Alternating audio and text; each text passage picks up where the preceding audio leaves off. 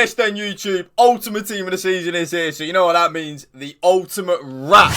Custom tactics and formation. Yes, I am bringing you an updated 5-4-1 custom tactics video.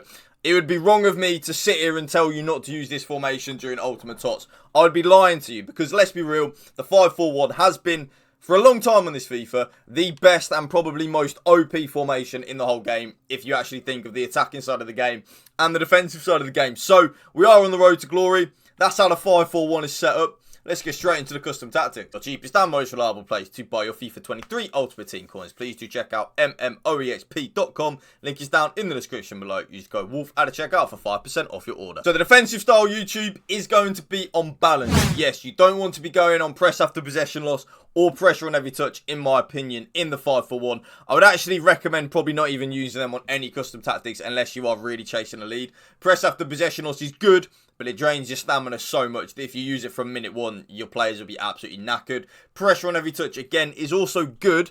It will drain your stamina, but not as much as pressed after possession loss. But the press is a bit random, so I really would just stay away from it. Balance is the one to go. A balanced style where your team presses the ball to the middle of the pitch and your team shape is neutral. I like that. I use it. Probably the most effective. The defensive width, this is where it gets a little bit interesting, is going to be 35. Yes, very narrow. The reason being, YouTube, it is a 5 at the back. You want your left wing back and your right wing back very tucked in, very narrow to your back three. You want the left mid also tucked in. You want the two centre mids tucked in. You want the right mid tucked in. You want the striker dropping back a little bit as well. You want to make it very hard for your opponent to break down. So because of that, 35 on the width, very narrow. The more narrow you are, the easier it is to player switch. For example, if your opponent's running down the right wing, your left centre-back is closer to your left-back. So when you press LB or L1 on PlayStation, the player switch will more likely happen to the left centre-back, which is who you want, right? Simple and effective. It does work. The defensive depth is only 55 on the 5-4-1. Yes, it is a little bit less than the 4-2-2, which is 60 and stuff like that. The reason being, YouTube, and there is actually a very, very, very good reason for this, okay? Like, there is. I'm not just making it up. When I was using 60 depth on the 5-4-1, I just felt that I was getting scored on way too much. Like, way more than I would normally be. So, because of that, I lowered it from 60 to 55, and it really did work wonders. All of a sudden, I was conceding less. I actually have a spreadsheet that I will show you one day with all of my custom tactics on how many goals I score in a 10-game period, how many goals I concede, blah, blah, blah.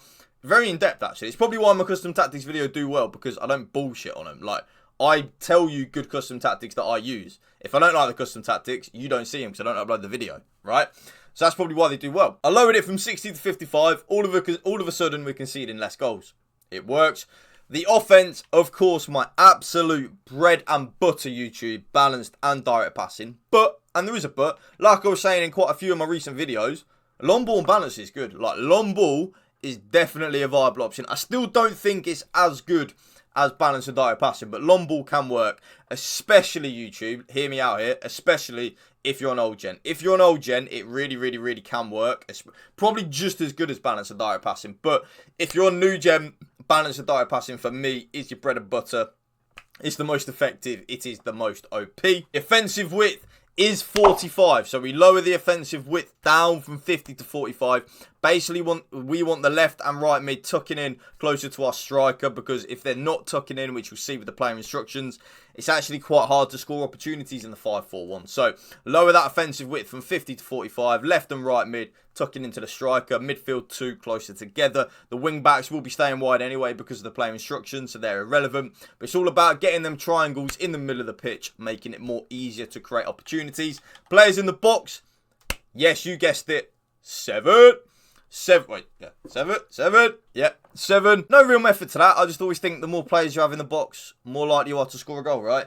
Really is that simple. That's the way I look at it. It's the way it is on my spreadsheet. Basically, if you have a shot with your left mid and your opponent's keeper saves it, if you've got more players in the box, the ball is then more likely to land at your player's feet for an easy tap-in, right? That's the simple things that I think about. And it works. So definitely one to look forward to. Of course, YouTube, 2 corners and 2 free kicks. Lower that from 3 and 3 to 2 and 2. Stops you getting counter-attacked on. Now, this is how my team is set up in the 5-4-1. Kane is the striker. Lewandowski left mid. St. Max right mid. Modric and Odegaard 2 centre mids. And then it is like so. Nuno Mendes left wing back. Marquinhos, Koundé and Reece James as the 3 centre backs. And then Saka as the right wing back. I would definitely have attackers in the striker, the left mid, the right mid, and one of your wing backs. That's where I would definitely have attackers, just to make it easier to create opportunities. So because of that, stay central and getting behind on the striker. You want that striker, where Harry Kane is in that graph right there, that's where you want that striker to be. In the central areas of the pitch, making runs in behind. Just because they make the run in behind, YouTube, doesn't mean you have to play the ball to them. Like, you can just play that ball. You can almost use it as a dummy run. So your opponent sees Harry Kane, team of the season, obviously he's lengthy, making a darting run forward. Think of then the gap that creates in the middle of the pitch for your left mid and your right mid and your two centre mids to then pick up as well. So they're unmarked. Method to the madness. There is method. That's the Rashford celebration. Is it Rashford? Who does that? Is it Rashford or Lukaku? I don't know. One of them. Anyway, stay central and getting behind on the striker. The left and the right mid are on the exact same. So come back on defence, cut inside, get in behind, and get into the box for cross. And that is exactly the same on my left mid. So come back on defence, cut inside, get in behind, and get into the box for cross. Basically what happens when we get the ball, it basically attacks with three forwards. So Lewandowski and St. Max will push right up towards my Harry Kane, and they will push right up there. Like, they will not be messing around. It'll be basically playing right up there as three forwards. So you want them right up there, easier to create opportunities. Remember, the 5-4-1 is elite defensively. It's all about getting it right going forward. Because if you can get it right going forward, which most of you can, it's an ultimate formation for the ultimate team of the season. It is, and it is. Both the central midfielders, this is where you need to use a little bit of your own initiative, YouTube. Both the central midfielders are just on cover centre for me. So, because they're on balanced attack, both of them may get forward if they choose to do so. So, they won't always bomb forward. Like, they won't be pushing right up next to Harry Kane and St. Max and Lewandowski.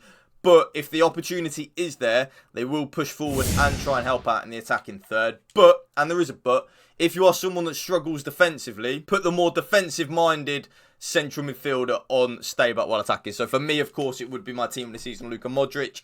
He would be the one that's on stay back while attacking, and then I would let Odegaard the one to break free and go forward a little bit. But, and there is a but, definitely give it a go with both of them on balance. It's an underrated thing that I see people use. Like, I don't see enough people use it, sorry. Use your midfielders to score goals. Use them to create opportunities. That's what they're there for. Use and abuse it, you know, like, use it. But, of course, struggling defensively, one of them on stay back while attacking. Last but not least, YouTube, your right wing back and your left wing back are on exactly the same. So, join the attack and overlap. I did use inverted, well, I still do use inverted on my 5-1-2-2, not on a 5-4-1, because you've got the left mid and the right mid that will cut inside inverted anyway. So you want the width to then come from your wing backs with Bukayo Saka, join the attack and overlap. And then last but not least, YouTube, my goalkeeper comes for crosses and super keeper. And that right there is the ultimate wrap custom tactics and formation for the ultimate tots. If you did enjoy this video, drop a like on it. Let's smash 200 likes, and please hit that subscribe button to my channel. If everyone subscribes to my channel that watches this video, we're laughing. So let's do it. Subscribe, it's free. Thank you for watching. Remember, spread the love and positivity. PMA, positive mental attitude. Peace out. One love.